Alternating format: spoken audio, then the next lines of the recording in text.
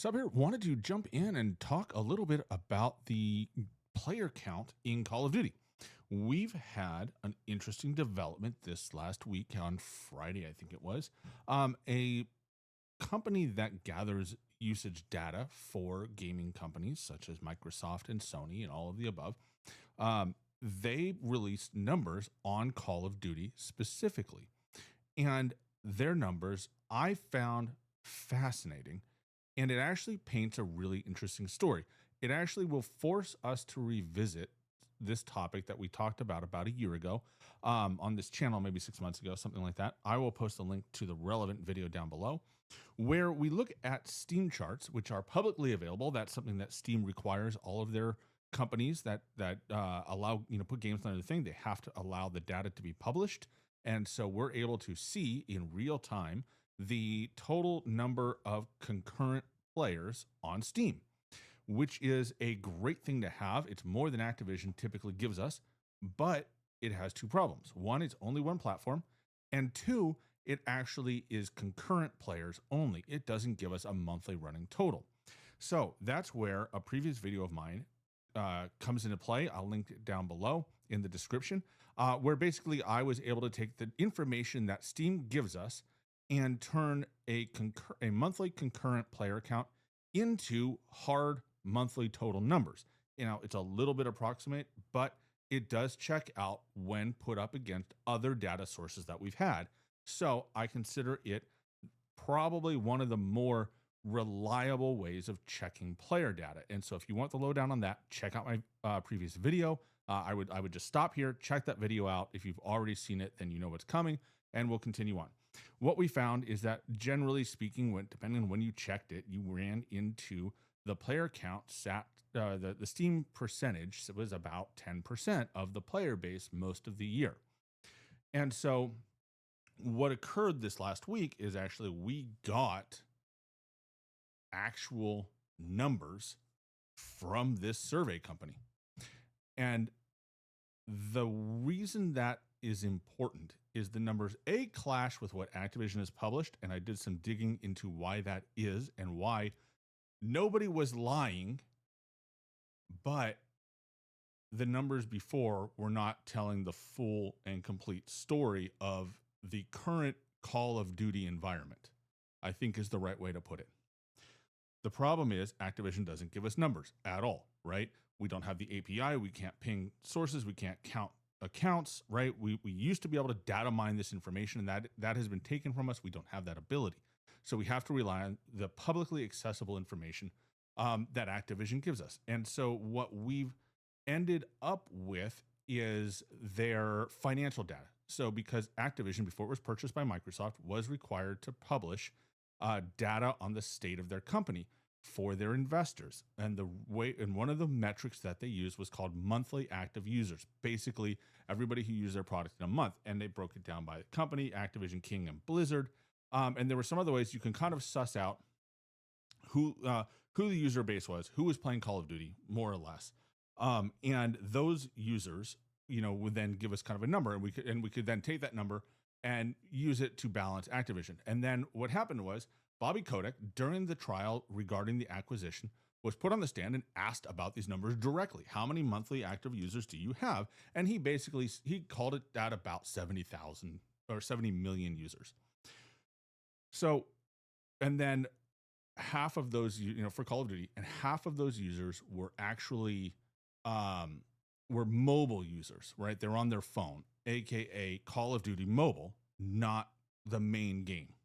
Okay, so that gives us about 35 million users per his statement in June or July of 2023. So what did we get this week? Well, we got some interesting stats. And one of these stats was, and we got it from the Game Business released it. And if you go through here, it lists all, they have a whole article about it. They give all the different stats. They basically took 3 years, right? The 3 years of the Modern Warfare 2 era, okay, the COD HQ era. They took those, the 3 years of that, November and March. Okay, so the launch window which is typically November, right? It launches very end of October, very beginning of November.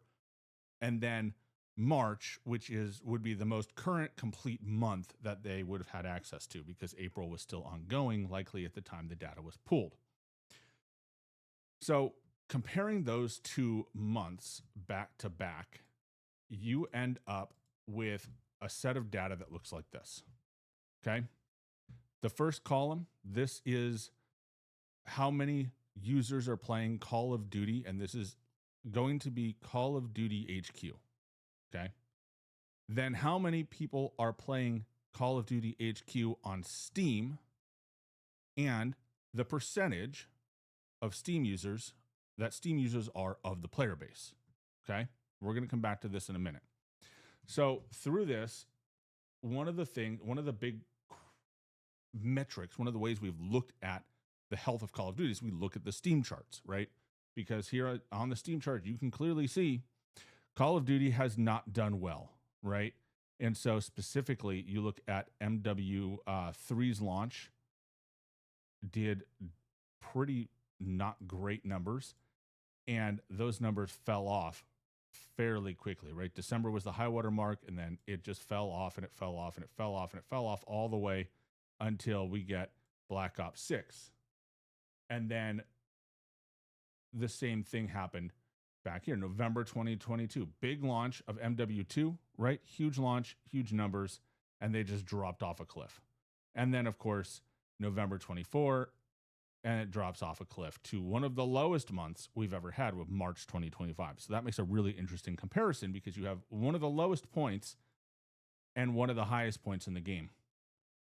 Okay. So what does all this mean for Call of Duty? What do we know? And how do we know it? And I think what we need to do first is revisit the previous understanding of what our player counts were. So if you go back, and this was from, July 2023, when Kotick was on the stand, and he basically said, look, off the cuff, the rough average of players is 70 million players. 70 million players, and I think it was 100 million or something through another metrics, but basically, 100 million MAUs that they reported. And we're going to look at these MAUs in a minute, but you look at the split. He said it was 70 million played the game every day. Half of them played on mobile. Half of what was left, so 17.5%, played on PC, and the rest were unevenly split between PlayStation and Xbox. So the implication is the player base, the total Activision reported player base, was 50% mobile. Of what's left, you take 50% off the top. What you have left is the main game, that console and PC players, and half of those players were PC, and the other half were split between Sony and Xbox. And this is what we were able to base a lot of our understanding of Call of Duty's player base on. Here's the problem. This is not accurate in terms of Call of Duty's player base. This is actually Activision's player base. And this is why it's important.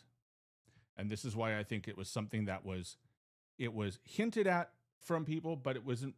But these numbers are so easy to look at, and it has to do actually with what is an MAU. Per Activision's pre-Microsoft quarterly earnings report, an MAU is a monthly active user, and the way they measure that is an individual who accesses is an individual who accesses the game, right? It doesn't matter what you do. You don't have to play the game. You can just load it up for a minute and turn it off, and you are an MAU. As an MAU, there are some caveats, and you can see I've circled in March, right? Around the time that this was stated, they have 98 million users. Okay. And this is a period that we're going to look at here in a minute. 98 million users, March 2023. What is an MAU? What's the caveat to MAU?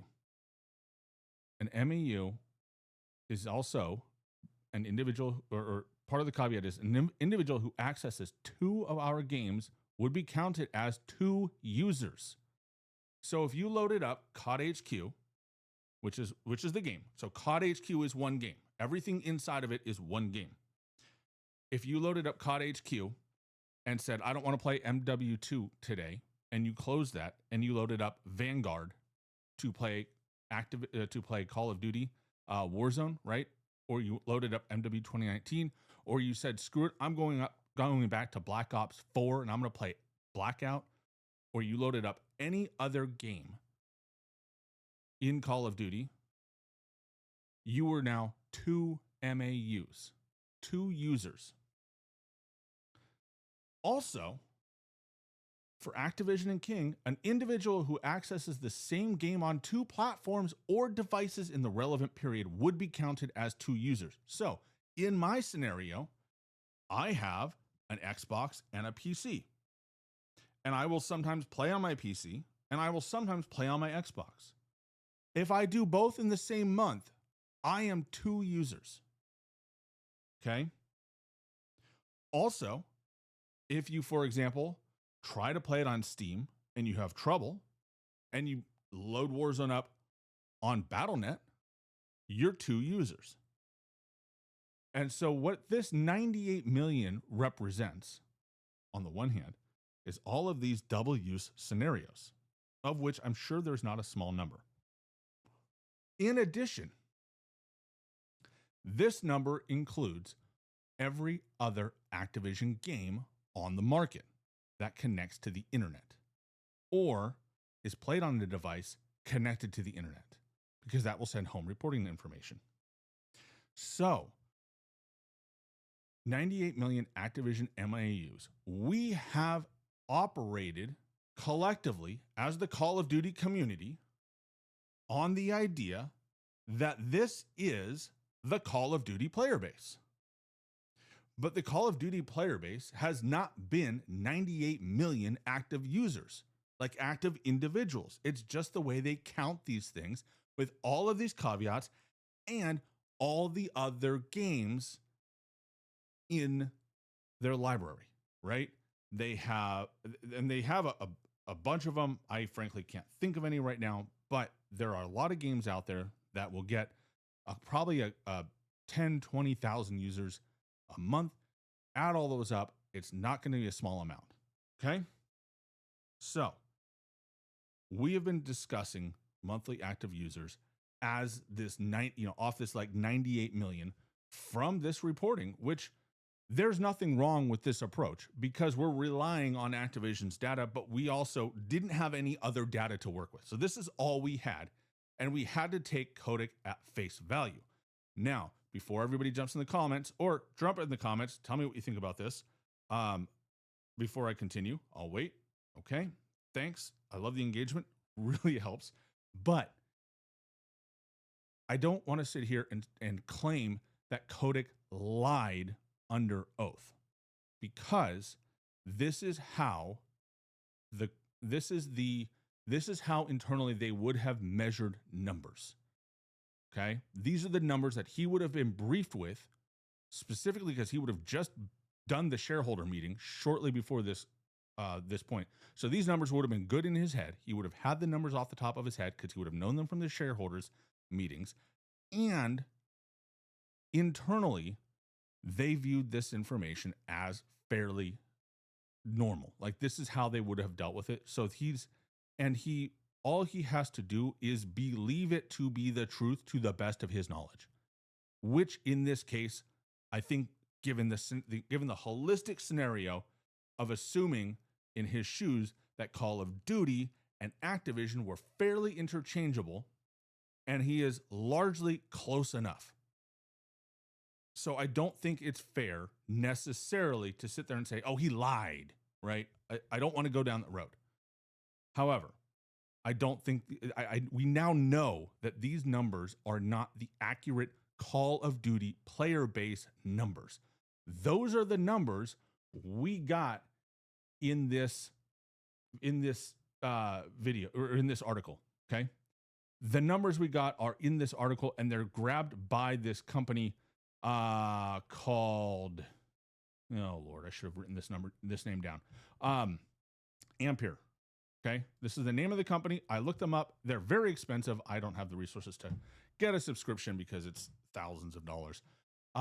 But they are a company that gathers information, this stuff, and they do it for investors and for market research. And so there's a lot of reasons they would get the actual numbers. The methodology they would get these numbers is they're not going to ask Activision or Call of Duty for their internal Call of Duty numbers. They're going to ask Microsoft, hey, your logged Xbox data, how many people loaded Call of Duty on an Xbox last month? And they would have done the same thing for their PC thing, and they would have done the same thing to PlayStation, and they would have taken all that information, sifted through it, and come up with these numbers. Okay? It's completely normal. It's an industry standard practice. These are going to likely be the most legit numbers we've seen since they got rid of the API. Okay? Black Ops 6 in November had 33.7 million people play the game. 4.1 million of them, or 12%, played it on Steam. Black Ops 6 in March only saw 20.6 million people play the game and only 1.1 million on Steam. That's a big drop. However, these numbers, you have to dig into it a little bit to really understand what's going on. And this is where it gets a little dicey. So stick with me, okay? It's all about proportion, okay? And the proportion is the expectation we've had and we've operated with, because of the numbers that we had previously made this kind of work out, is that when Steam loses players, Call of Duty loses players at about the same rate. And if you look, we ended up in March for 2 years running, MW2 and MW3, at roughly the same number of players on Steam, right? Only a point and change separating them, right? In the percentage, and it's the right percentage. About 10% of the people who played the game played on Steam. Okay, total 10%. And then if you look at November, right, the one outlier here is that 17.6, which was MW2, which we know at launch, MW2 was huge and it fell off a cliff. Okay, we know that. Everybody knows that. And the numbers support it, right? By March, it was down, but it had dropped over 10 million players. Okay? So here's where the proportionality comes in. It isn't about the Steam percentage specifically. It's about the Steam percentage relative to how many players quit the game overall. Okay? So basically, when the game loses 10% of its player base, we expect Steam to lose 10% of its user base on the game. That's proportional, right? Throw some plus or minus in. But, if 10% of the players quit, I expect 10% of Steam to quit. And that has generally been the assessment that we've given to this game. When we see players quit on Steam, they're quitting in the game. And because of the way that MAUs have been counted, the numbers have kind of worked out. However, because now we have these new numbers that are much more legitimate and much more realistic in terms of how many people were playing Call of Duty during this time, we now can look at these. And MW3 is the nail in the coffin of Steam being relevant. And here's why. For MW2, over the course of this period, November to March, it lost 28.6% of its player base, almost 30%. Steam, however, lost 61%. Okay? 17.6 to 9.5, 61% loss. Now, I'm okay knowing all the things that went wrong, especially on Steam at the start of this period of time. Okay. I'm okay saying, hey, Steam, everybody left Steam. They went to BattleNet because it had fewer bugs. That's why it dropped so much. It works out and it makes sense, and it brings us to that 10%. And remember, we're at 10% again in March for MW3. However, look at the MW3 loss from November, 20.7 million players, to March, 20.8 million players. That's not a loss. Modern Warfare 3 gained players over this time period. Every other game we've looked at, both other games have lost significant player bases. MW3 gained players. Look at Steam in this time period. Steam lost 21%. The game as a whole added more players on top of losing 21% of Steam players. So not only did Steam exit, right, 1 million players or whatever it is, almost 1 million players, holistically, Call of Duty got that back and then some during this period. And then Black Ops 6, which had a horrific drop-off on Steam, 33.7 million. And this is a bigger drop off, by the way, than we had after MW2 overall. Lost 40% almost of the player base for Black Ops 6. However, Steam dropped 73%. Double, just about double the amount of players. In fact, the losses are just about double on Steam than they are for Call of Duty as a whole. So this is the problem. These Steam charts, okay? These Steam charts we have here, this is not what's going on. Okay, this is not what's going on in the game. These numbers, these proportions, the cliff drop-offs are not reflected in any other demographic or with Call of Duty as a whole. Yes. Did Call of Duty drop off? Yes. However, did it drop off as bad as it seems here? No. In fact, if you go back and we look at these numbers, look at March, this is our core player base.